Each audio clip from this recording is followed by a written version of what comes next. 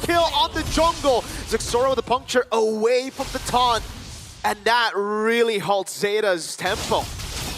Oh, wait. Zexora gonna be risky there. I think 10 got way too close. He was excited to get that Mountain Shocker stun off, but Bankai said, I'm in the bush. You really want to do this against me? Against the Yu Zhong with my Petrify? But this kind of breaks the chain and kind of the pattern we talked about that Zeta's early game will not be the best. That Lapu Lapu was able to bag 2 kills, which means it will be quite fast to contest the objectives. Uh-oh. Right? Close by the Katsu. Wings by Wings will save him. Good save on the Purify, stays patient with it. 10's already walking back up. Zexora, they're gonna build up the stacks. That's a Black Dragon from him. That should be a free turtle already. Zeta Division. That was their window when they had the lead on Lapu. No. Not gonna be the fun start the Zeta Division wanted, but let's see if they maybe somehow could. They still have it in them to pull off a surprise pick, but it's going to be a little bit harder now because Zone seems to be just committing a lot of rotations together as a team. The Kalea and the Lancelot actually doing a lot of work to make sure that Kenny gets farmed fast. Hand cam by Real Me, as I believe is Zexora's hand cam. Ooh. Very quick. On the Lancelot. Yeah. Get those blades going. But yeah, so far, Team Zone is able to stabilize that lead that Zeta Division was able to get. But that was only to Junichi. So again, it's Junichi always becoming the anchor for Zeta Division. It was in the previous game, it was with the Yu Zhong, and now with the Lapu Lapu. But let's see, how far can he go with the Lapu Lapu? With the Yu Zhong, it's very easy to rotate. It's very easy to be close to proximity with your teammate. But as a Lapu Lapu, you kind of have to stand your ground by yourself. And so it looks like Zeta Division, they kind of want to take down CC, but it's not the best. Okay, it's going a little bit better here for Zeta Division. With the comparison of the items. Any interesting things that y'all want to point out? Yeah, CC and Lapu still going for War Axe first. Yeah, I thought the Fury Hammer will be built up first by K and then into the War Axe, and same goes for Junichi here.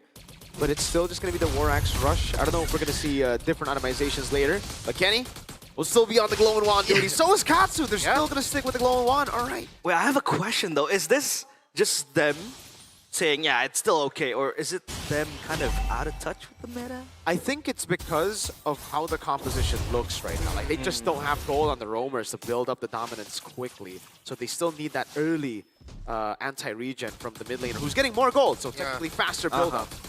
It's like these two teams also put a lot of priority. Oh, right! Wow, that is Purify burnt out. But Kenny has to burn out Flicker. Yeah. And Bright did not come into Tsunami Slam. That was Katsu burning his Purify as a freakish reaction to it. Yep, turtle take now. Kani will be close by. Trying to zone out the players of Zone. But look at K. So much damage. Black Dragon form in the back. The taunt as well. Tsunami Slam coming down as well. Thorn Rose, the Retribution with the Petrify. The backpack Kai was able to peel for the team. And that means Kenny is free to hit them all. Buiminet's low. And K gets the pick on Katsu. Beautiful front to back from Team Zone. I thought that was going to be the end of them because Bankai was taken down 10.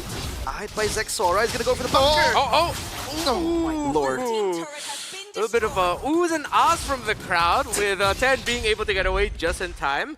And if Zeta Division aren't careful, Kenny is going to have to add an S at the end of his name because he's just going to keep popping heads here with him being able to freely free hit. Freely hit.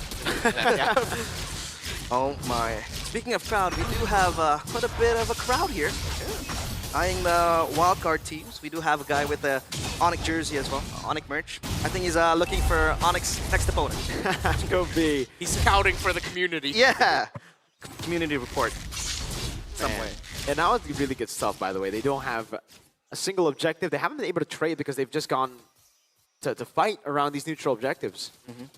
There needs to be a lot more talking as well from Junichi and Kani. Similar to what we saw from Zone, where Bankai and Bright seem to be alternating in terms of maximizing all of their crowd control. Zeta needs to do the same thing because it seems like Jun and Kani are just going, hey, we both see an opportunity, so we'll both go for it. But that makes Katsu sad, that makes Buiminet sad. Gonna have to move as a unit now. Action pulse. Wings by wings. Yeah, I don't know about using the resources on K here. He has the Vengeance, pops it. That is all. 4 ultimates, man. And they get a turret up top? No, it's just a bit of damage. Vexora is gonna push it though. Creates a segue play up top, and Bankai will kind of camp that purple buff. But Oh, they're gonna on the get the 7th turret. minute- Oh, that's painful. Yeah, on the 7th minute, that's pretty quick. Yeah, that's not the trade that you'd want after getting a high-profile kill like that. It's you being too greedy to try and get a kill to balance things out, but then Team Zone making even a much better macro play across the map. And that is going to mean every objective on this side of the map is going to be a hard time for ZETA Division every time. Yeah, no control here. Hold on, Turtle. That's going to be the Tsunami Slam. Locking him down. Cage with a lot of damage. Again, Zixora with the red trip. By Furious dive. Baiting out the Purify from William and Zixora in the back. Again, punctures away. While the backline was distracted by him. This is so beautiful from Team Zone. So flexible. They have the front to back with the Kimmy and the CC, and then they have to dive too with the Lancelot and the Yuzong on Bankai. Look at K just hitting 10, almost beating him to a pulp. So far, Team Zone, they have control. So much control. Double buff. That is not going to be good. 10 has been starving and now will continue to starve in this game for buffs and resources. While Team Zone can just keep up the aggression. They're playing the macro really well. Again, we did not get to see the interchange of crowd control from Kani and June. It was just all dive, all go, and that made it easy for Bankai to set things up. Even though there was an initial 2-for-1 lead in favor, actually, of ZETA Division, because of Zixora's easy dive straight to the back, that lead just immediately went away. Exactly. Item build. Bankai still with the Hunter Strike, so not really going for the War Axe. He's gonna need more damage for that. Sky Piercer, though, for Kenny. At least he's gonna farm it, but still on 2 kills. Fraction Pulse. Oh my god, they're gonna go. Whoa! All right, on to Junichi. Yeah, instant AOG. Boy, Minette punishes way too overzealous Bright. So far, Zixora has been functioning as kind of like a split pusher. With the Yeah. Lancelot activating the far lanes, and that kind of makes it a division quite wary of those side lanes. They kind of they have to address a few members up top, down bottom, but so far it's working for Team Zone. Like they have prio down bottom and then up top too. It's gonna be a slow push building for them. Yeah, because of the constant split push by Zixora, it's like they can afford those little, wait, what are you doing, place? That we just saw Compensated. an example of. Yeah, they're compensating. Yeah. You know? It's part of the game, right? We've always been saying that. It's just trading. Make sure we're getting a good thing if a bad thing happens. So, but maybe they want to minimize the bad things just a little bit. Just a bit Sometimes more. maybe good, sometimes maybe Not floppy. too good, yeah. Not too good. Sometimes good, sometimes, well, shout out to football fans who knows the Oi, exact oi. reference. That is a big traction pulse, buddy. If it gets Junichi, your frontliner, that much HP. K has mentions. Weeminet's jumping on it, but K doesn't care. Freelord over Junichi. That's an AOG. Oh no! Kenny's just gonna go for 3 hits, and Zixora jumps the puncture in the back. Weeminet's low! Thorn Rose by Zixora doesn't even need to land the puncture for the reset. Beautiful reactive flicker from Kenny. Farms down the players of ZETA Division. This Kimmy hurts a lot. Let's take a look at that mid turret taken down. They have the Lord up top too. Win rate prediction by Realme 15 Pro. That is very generous. Yeah. 62%, 74% Oh, there we go. now. Okay. Real time. That's time. By Realme. That's fact right there. That's a little bit more accurate. While for Team Zone, man, they've we talked about experience. The experience of ZXora alone from ZETA Division's overall experience, and I feel like that's what we've seen this entire series so far, especially in this game as well, with him on the Lancelot and leading the charge. And he isn't even that flashy with the Lancelot in this game. He's structured. He's activating the lanes. He's playing it on a much more macro, point of view. Efficient, like you said. Okay, that's a Tsunami Slam over on Kani. The AOG gets him out of there. That means it's going to be free for Zixora. They jump into the back line now. Purify out from Boy Minette. The Mountain Shocker doesn't land. Zixora still having the resets. Will be able to go on 10. Oh, one more basic attack. But with that, that's enough zoning to get a mid-turret down. Boy Minette able to dash away from the traction pulse. 10. Trying to clear the wave here. But it's like, now 10. Oh, what? He jumps in with the Traceless onto 4 of Team Zone's members. A defensive tool used offensively without any follow-up. That is a misplay from 10. Not the best series for him, but this game that was a fat finger engraved moment. it even more. For Fat sure. finger moment. Yeah, might be. It has to be, right? There's no way you would intentionally dive into 4. That was definitely more like a 3 than a 10. Sorry, 10. Well, we saw it. Got him 4K. Could be jitters. Could be experience. Who knows? Again, no, the early to mid game was handled a little bit better by ZETA Division, but then over time it was just Team Zone showing up.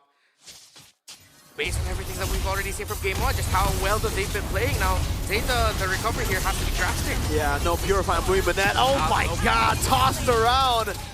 Connie trying to survive now, puncture in. They're going to take it as slow as they can. They've already got 2 base turrets, and usually that's enough. But Team Zone want to end the game, I feel. That's a mountain shotgun landing. Buncash able to escape. Now Connie is caught in the mobilization as Sora jumps into the back with a puncture again. Phantom execution. Sora not landing. Connie falling to the sky piercer of Kenny, who's now unstoppable. And they are going to stay in the base. Academy in the open now. Sora with zone rolls again. Tsunami slam over. Kenny is a monster in game 2. A 10,000 gold lead. Bankai tries to go in, but will finally be punished, and Team Zone will finally be pushed out of the base. They're gonna have to go back because they have no minion waves pushing for them. They're gonna go for the Lord. The wiser choice. Instead of going and forcing the end up top, it's going to be defended by ZETA Division. They are still yet to crack that turret wide open for Team Zone, but they will play it meticulously. They play it slow because they need this win. It's one of those scenarios where ZETA Division are banking on a Team Zone mistake. That's really the only way that they can get back into this. Of course, if someone from Team Zone has an error, then ZETA needs to capitalize on it. But with the lead that Team Zone has, easier said than done. And I also don't see Team Zone making mistakes at this point in the game. They know they have the lead. They have done everything right so far for, let's say, the past 6 minutes. No errors. Not at all. Yep. And it's a 10,000 gold lead, really, right? Like, it isn't just going to be a mistake. It has to be like 5 members in the fountain type of mistake for this to be turned around. Oh, yikes. This looks like it's going to be the final siege of the game, man. Black Dragon form already, Moimanen. Oh, he's doing a lot of damage when he gets petrified distraction pulls as well. Sora in the back zoning him away, kind of doing a good job to fade out the aggro of the Lord up top, but that means the base turret will fall. That's a flicker tsunami slam. 10 will fall. That's an AOG locking Sora down. Moimanen still doing a lot of damage. Wait, this could be it. Hold on. McKenny fully stacked up on the Sky Piercer now. K in the back. Another for Kenny on a triple. Winter Crown by K.